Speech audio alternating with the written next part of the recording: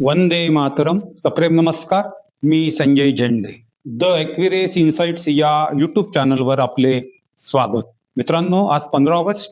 आपल्या सर्वांना स्वातंत्र्य दिनाच्या खूप खूप शुभेच्छा. मित्रांनो, एक इन्क्रिमेंट आणि बदलू शकतं संपूर्ण आर्थिक गणित. एक इन्क्रिमेंट आणि बदलू शकतं संपूर्ण आर्थिक गणित. फक्त एक इन्क्रिमेंट पण परिणाम होऊ शकतो आयुष्यभराच्या पेन्शनवर. ही दोन वाक्य ऐकल्यानंतर आपल्यापैकी अनेकांना एक चुटकी सिंदूर या लोकप्रिय संवादाची आठवण झाली असेल. असो, आपला आजचा विषय मात्र मनोरंजनाचा नाही तर अर्थकारणाचा आहे आणि तो आपल्या संबंधीचा आहे. 30 जूनला सेवानिवृत्त होणाऱ्या असंख्य कर्मचारी बांधवांसाठी हा विषय अत्यंत जिव्हाळ्याचा आहे. मित्रांनो, दरवर्षी 30 जून हा दिवस अनेक सरकारी कर्मचाऱ्यांसाठी निवृत्तीचा दिवस असतो. पण या तारखेला निवृत्त होणाऱ्या कर्मचाऱ्यांच्या मनात अनेक वर्षांपासून एक प्रश्न होता. मी 30 जूनला निवृत्त झालो म्हणून मला 1 जुलैची वार्षिक वेतनवाढ का मिळू नये? कारण कर्मचारी संपूर्ण वर्षाची सेवा करून 30 जूनला निवृत्त होतो आणि त्याच्या सहकाऱ्यांना अवघ्या दुसऱ्या दिवशी म्हणजे जे सेवेत आहेत त्यांना 1 जुलैला वार्षिक वेतनवाढ मिळते. त्या वेतनवाढीवर आधारित महागाई भत्ता मिळतो, असे त्यांना लाभ होतात. इतरही काही भत्ते मिळतात, त्याचे लाभ होतात. परंतु 30 जून रोजी निवृत्त झालेल्या कर्मचाऱ्याची पेन्शन विक्री आणि अर्जित रजा रोखीकरण आणि ग्रॅच्युटीची रक्कम मात्र निवृत्तीच्या आधीच्या 1 जुलै रोजीच्या वेतनवाढीवर मिळते. त्यामुळे मोठे आर्थिक नुकसान होते.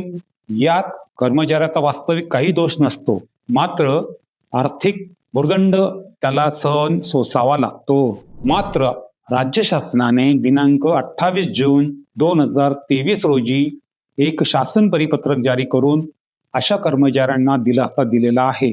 तथापि हे शासन परिपत्रक सरसकट सर्वांना लागू नाही. नेमके काय आहे या परिपत्रकामध्ये ते आपण बघू. मित्रांनो, या व्हिडिओमध्ये आपण काय काय जाणून घेणार आहोत.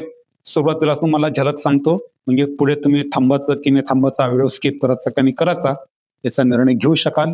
30 जून सेवानिवृत्त होणाऱ्या कर्मचाऱ्यांना काल्पनिक वेतनवाढ देण्याबाबत शासन निर्णय काय आहे?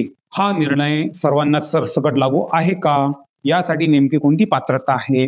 दुसरं, काल्पनिक वेतनवाढ म्हणजे नोशनल इन्क्रिमेंट म्हणजे काय? तिसरं, 1 जुलै रोजीची काल्पनिक वेतनवाढ दिल्यामुळे दरमहा पेन्शन विक्री, ग्रॅच्युटी आणि अर्जित रजा रोखीकरण यामध्ये फरक पडतो का? चौथं, 1 जुलै रोजीची काल्पनिक वेतनवाढ देण्यासंबंधीचे परिपत्रक शासनाने 28 जून 2023 रोजी जारी केले आहे. मात्र यामागचा इतिहास काय आहे? पार्श्वभूमी काय आहे? पाचवं, 30 जून रोजी सेवानिवृत्त होणाऱ्या पात्र कर्मचाऱ्यांना 1 जुलैची काल्पनिक वेतनवाढ देण्यासाठी शासनाने परिपत्रक काढलेलं आहे. मात्र 30 जून ऐवजी 30 एप्रिल किंवा इतर तारखेला निवृत्त झालेल्या कर्मचाऱ्यांनाही 1 जुलैची काल्पनिक वेतनवाढ विचारात घ्यावी अशी मागणी करता येईल का? या संदर्भात काही प्रकरणे न्यायालयीन पातळीवर आहेत. त्यामुळे न्यायालयाचा अंतिम निर्णय काय आहे आणि 30 जूनला पूर्ण 12 महिन्यांची सेवा पूर्ण करणाऱ्या कर्मचाऱ्यांपेक्षा 30 एप्रिलला निवृत्त होणाऱ्या कर्मचाऱ्यांची परिस्थिती वेगळी का आहे हे आपण स्वतंत्ररित्या पाहणार आहोत. त्यासाठी तुम्ही हे चॅनल सबस्क्राईब करा, म्हणजे पुढचे व्हिडिओ तुम्हाला नोटिफिकेशनद्वारे कळतील. पण हा व्हिडिओ पूर्ण बघा, विषय महत्वाचा आहे. महत्वाचा वाटला तर आपल्या मित्रपरिवारामध्ये हा व्हिडिओ शेअर करा आणि आठवणीने हे चॅनल सबस्क्राईब करा. मित्रांनो, महाराष्ट्र राज्यातील शासकीय तसेच निमशासकीय कर्मचाऱ्यांना दरवर्षी 1 जुलै रोजी वेतनवाढ देण्यात येते. 7व्या वेतन आयोगाच्या निमित्ताने ही तरतूद अस्तित्वात आली आहे. त्याआधी काय होतं? त्याआधी कर्मचाऱ्यांच्या नियुक्तीच्या महिन्यात, म्हणजे ज्या महिन्यात अपॉइंटमेंट झाली असेल त्या महिन्यात कर्मचाऱ्याची नियुक्ती झाली असेल त्या महिन्यात वेतनवाढ देण्याचा प्रघात होता. त्यामुळे प्रत्येक महिन्यात कोणीतरी कर्मचाऱ्याची वेतनवाढीचा हिशेब पगारपत्रक तयार करताना करावा लागत असते.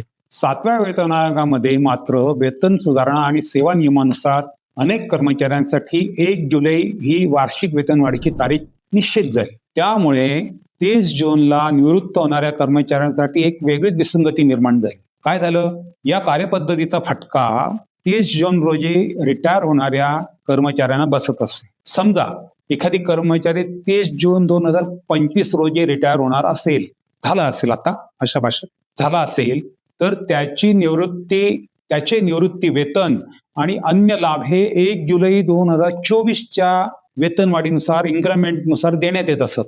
वर्षभर सेवा केल्यानंतर पात्र कर्मचाऱ्यांना पुढच्या 1 जुलैची वेतनवाढ देण्यात येत असे. 1 जून रिटायर झालेल्या कर्मचाऱ्याने वर्षभर सेवा करूनही त्यास 1 जुलैची वेतनवाढ मिळत नसे. कारण काय? तो त्या दिवशी सेवेत नसे. 1 जूनलाच तो रिटायर झालेला आहे. कर्मचाऱ्याचा कोणताही दोष नसताना केवळ निवृत्तीच्या तारखेतील एका दिवसाच्या फरकामुळे त्याच्या निवृत्तीविषयक लाभांवर आर्थिक परिणाम होत असे. त्यामुळे त्याला मोठ्या आर्थिक परिणामाला सामोरे जावं लागत असे. हे लक्षात आल्यानंतर कर्मचाऱ्यांच्या संघटनांनी कर्मचाऱ्यांनी वैयक्तिकरित्या न्यायालयाकडे धाव घेतली. न्यायालयापुढे सांगताना कर्मचाऱ्यांचं म्हणणं असं होतं की 1 जुलैला वेतनवाढ मिळण्याचा हक्क 30 जूनला निवृत्त होणाऱ्या कर्मचाऱ्यांना नाकारता येतो का?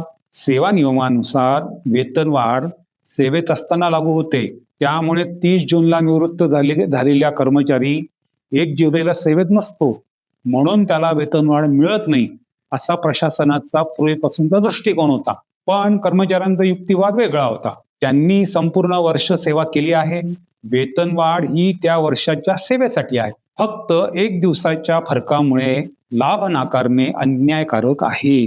मंडळी, मित्रांनो, याच मुद्द्यावर देशभरात विविध न्यायालयांमध्ये प्रकरणं गेली होती. सर्वात महत्वाचा टप्पा मद्रास हायकोर्ट आणि नंतर सुप्रीम कोर्ट मध्ये निर्णय झाला. त्यामध्ये काही प्रकरणामध्ये असा निर्णय देण्यात आला की नोशनल इन्क्रिमेंट म्हणजे काल्पनिक वेतनवाढ देण्याचा मार्ग त्या निर्णयांमुळे मोकळा झाला.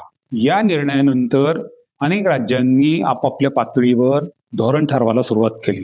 मुंबई उच्च न्यायालयाच्या औरंगाबाद खंडपीठाने याचिका क्रमांक 1881/2023 आणि इतर याचिकांमध्ये 16 फेब्रुवारी 2023 रोजी डायरेक्शन्स दिले, निर्देश दिले. कोणाला? राज्य शासनाला. महाराष्ट्रात याचा परिणाम कसा झाला? मित्रांनो, या न्यायालयीन लढाईच्या पार्श्वभूमीचा थेट परिणाम महाराष्ट्रात दिसून आला. कर्मचाऱ्यांच्या मागण्या, न्यायालयीन निर्णय आणि विविध विभागातील प्रलंबित प्रकरणे यांचा विचार करून महाराष्ट्र शासनाच्या वित्त विभागाने 28 जून 2023 रोजी महत्वाचे परिपत्रक जारी केले. या परिपत्रकाचा क्रमांक आहे, आपण स्क्रीनवर दाखवतोय, पण त्या क्रमांक असा आहे वेतन 2023/प्र/13/7/3 दिनांक 28 जून 2023. या परिपत्रकात स्पष्ट मार्गदर्शन देण्यात आलेले आहे. 30 जूनला निवृत्त झालेल्या आणि मागील 12 महिन्यांची अर्थकारित सेवा पूर्ण केलेल्या कर्मचाऱ्यांसाठी 1 जुलैची नोशनल इन्क्रिमेंट विचारात घेण्याच्या सूचना आहेत. 1 जुलैची काल्पनिक वेतनवाढ नोशनल इन्क्रिमेंट विचारात घेऊन सेवानिवृत्ती विषयक लाभांची पुनर्गणना करण्यात येईल. म्हणजे काय? Pension, gratuity, on leave, commutation of pension विक्री. त्यामुळे या वाढलेल्या वेतनाचा परिणाम पुढील वेतन विषयक आणि निवृत्ती विषयक गणनेवर होऊ शकतो. हे न्यायालयाचे निर्देश आहेत. म्हणून मित्रांनो, काल्पनिक वेतनवाढ हा एक महत्वाचा निर्णय ठरला. हा निर्णय फक्त आर्थिक सुधारणा नाहीये. हा जो निर्णय आहे नोशनल इन्क्रिमेंट देण्याचा, हा फक्त आर्थिक सुधारणा नाही. तो निर्णय म्हणजे काय? वर्षभर सेवा केलेल्या कर्मचाऱ्याला न्याय आहे. 1 दिवसाच्या फरकामुळे होणारा अन्याय दूर करणे आहे आणि पेन्शन गणनेमध्ये समानता आणणे. म्हणूनच याला नोशनल इन्क्रिमेंट जजमेंट इम्प्लिमेंटेशन असे म्हटले जाते.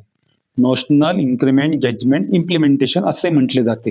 नोशनल इन्क्रिमेंट म्हणजे अजून एक स्पष्ट करायला पाहिजे की प्रत्यक्षात पगारवाढ नाही, काल्पनिक पगारवाढ. कॅल्क्युलेशनसाठी ही पुढची वेतनवाढ गृहीत धरलेली. ही सेवेत मिळणारी वेतनवाढ नाही, कारण तो कर्मचारी त्यावेळेस सेवेतच नसतो 1 जुलैला, कारण तो 30 जूनला रिटायर झालेला असतो. ही फक्त गणने म्हणजे फॉर कॅल्क्युलेशन पर्पज अशी ही वेतनवाढ आहे. 30 जूनला निवृत्त झाल्यानंतरही 1 जुलैची वेतनवाढ गृहीत धरून पेन्शन ठरवली जाते. अर्थात शासन परिपत्रक पात्रतेच्या अटी पूर्ण करणाऱ्या कर्मचाऱ्याच्या प्रकरणाला ते नियम लागू होतात. त्यामुळे 30 जूनला निवृत्त झालेला प्रत्येक कर्मचारी आपोआप पात्र ठरतो असे नाही, कारण परिपत्रकामध्ये स्पष्टपणे म्हटलेलं आहे मागील 12 महिन्यांची अर्थकारित सेवा पूर्ण केलेल्या कर्मचाऱ्यांच्याच उल्लेख याच्यामध्ये आहे. काही कर्मचारी वर्षभर परागंदा असतात, कामावर येत नाही, बरंच अशा केसेस असतात ते याच्यासाठी पात्र नाही. मित्रांनो, आता एक प्रत्यक्ष उदाहरण बघू. समजा श्री संजय नावाचे गृहस्थ 30 जून 2025 रोजी निवृत्त झाले. त्यावेळेस त्यांचं बेसिक पे होता 60,300. जर नोशनल इन्क्रिमेंट विचारात घेतला नाही तर हेच त्यांचे अंतिम वेतन धरले जाईल. पण जर 1 जुलैची काल्पनिक वेतनवाढ दिली तर त्यांचं बेसिक पे किती होतं? 62,100. फरक किती पडला? 1,800. त्याचा पेन्शनवर काय परिणाम होतो? बेसिक पेन्शनमध्ये याचे 50% आपण काढतो याच्यासाठी, पेन्शनसाठी. त्याचे आणि नोशनल नसताना म्हणजे नोशनल इन्क्रिमेंट लागू नसताना 60,300चं 50% येतं 30,150. आणि जर नोशनल इन्क्रिमेंट लागलं तर त्याचं 62,100 होतात. त्याच्या 50% पेन्शनेबल पे किती होतो? 31,050. फरक कितीचा पडला? 900. आणि प्रतिभा मिळणारा डिअरनेस महागाई भत्ता 50% याच्यात जर ऍड केला 450 रुपये ऍड होतात आणि असे एकूण 1,350 रुपये प्रति महिन्याला या कर्मचाऱ्याचे वाढतात. कम्युटेशन मध्ये फरक पडतो. पेन्शन विक्री म्हणजे कम्युटेशन म्हणजे पेन्शन विक्रीमध्ये फरक पडतो. ग्रॅच्युटीमध्ये फरक पडतो. तो जर कर्मचारी अर्जित रजेसाठी पात्र असेल तर अर्जित रजेच्या हिशोबामध्ये फरक पडतो आणि ह्या सर्व रकमांमध्ये वाढ होते. ती कशी होते हे आपण पुढच्या भागामध्ये एक हिशेब करून एका व्यक्तीचं डिटेल्स घेऊन आपण तक्ता एक तयार करणार आहोत. त्यामुळे आपला हिशेब अधिक बारकाईने लक्षात येईल. हा लाभ ऑटोमॅटिक नाही, तो पात्रता आणि विभागीय अंमलबजावणी यावरही अवलंबून आहे. हा एक महत्वाचा फरक आहे. कारण राज्य शासनाने जरी हा GR काढला, परिपत्रक काढलं, त्याचा आधार घेऊन शालेय शिक्षण विभागाने स्वतंत्र GR काढला. हायर एज्युकेशन म्हणजे उच्च व तंत्र शिक्षण विभागाने सुद्धा स्वतंत्र GR काढून अंमलबजावणी केली आहे. मात्र राज्य शासनाचे जे इतर काही विभाग आहेत त्याच्यात अजूनही या शासन निर्णयाची आपलं न्यायालयीन निर्णयाची पडताळणी सुरू आहे. अद्याप त्यांनी आपल्या विभागांसाठी स्वतंत्र असे परिपत्रक काढलेले नाही. त्यामुळे तिथे अंमलबजावणी झालेली नाही. सर्वात महत्वाचा निष्कर्ष, हा विषय एक वेतनवाढ इतका साधा नाही. हा विषय कसा आहे, याच्या मागे बॅकग्राऊंड आहे, पार्श्वभूमी, इतिहास आहे, न्यायालयीन लढा, सेवा नियमांच्या व्याख्येचा आणि कर्मचाऱ्यांच्या आर्थिक हक्कांचा हा विषय आहे. म्हणून 30 जूनला निवृत्ती झाली म्हणून 1 जुलैची वेतनवाढ संपली असे समजू नका. पुढील भागामध्ये आपण काय पाहणार आहोत? पुढील व्हिडिओमध्ये आपण पाहणार आहोत या एका इन्क्रिमेंटमुळे ग्रॅच्युटी, अर्जित रजा, पेन्शन विक्री यामध्ये नेमका किती फरक पडतो. एक विशिष्ट व्यक्तीचं उदाहरण घेऊ आपण, त्याच्यामुळे आपल्या तो लक्षात येईल. त्याचा एकूण आर्थिक फायदा किती झाला हे आपण पुढील भागामध्ये प्रत्यक्ष कागदावरच्या हिशेबातून पाहणार आहोत. मित्रांनो, ही माहिती आपणास कशी वाटली? आपल्या काही सूचना असतील तर कमेंट बॉक्समध्ये नक्की सांगा. आपल्या मित्रपरिवारांमध्ये हा व्हिडिओ शेअर करा, कारण कोणीतरी याच्यामध्ये असू शकतं आपल्या परिवारामध्ये, त्यांना माहिती होईल त्यासाठी हे पाठवा. हा GR आम्ही स्क्रीनवर दाखवलेला आहे. त्याची प्रत सहज उपलब्ध होऊ शकते. नाही झाली तर आम्हाला कमेंट बॉक्समध्ये तुम्ही मोबाईल नंबर दिला आहे त्याच्यावर फक्त एक मेसेज पाठवा. या शासन निर्णयाचे तुम्हाला आम्ही एक PDF पाठवू. आणि एक व्हिडिओ आपला एक जोरात मध्ये सध्या व्हायरल होतोय 20 लाखाच्या याच्या मर्यादेचा, ग्रॅच्युटीच्या मर्यादेचा. तो पण आपण बघा. दुसरं, आपण एक सदर सुरू केलं मित्रांनो, ॲक्टिरियस रीडर्स कॉर्नर म्हणजे वाचन कट्टा, वाचकांचा कट्टा. पुस्तक परिचय करून देतो आपण. ते सदर दर रविवारी सकाळी 9 वाजता प्रसारित होतो तो व्हिडिओ आणि अनेक मान्यवर त्याच्यामध्ये सहभागी होतात. वेगवेगळ्या पुस्तकांचा ते परिचय करून देत आहेत. या रविवारी सुद्धा नितीन फलटणकर म्हणून एक लेखक आहेत, पत्रकार आहेत, त्यांनी द सिक्रेट अत्यंत जगातलं गाजलेलं पुस्तक आहे, त्या पुस्तकाचा परिचय करून दिलेला आहे. त्यामुळे येत्या रविवारी सकाळी 9 वाजता सुद्धा त्यांचा भाग आपण बघा. खूप खूप धन्यवाद. जय हिंद.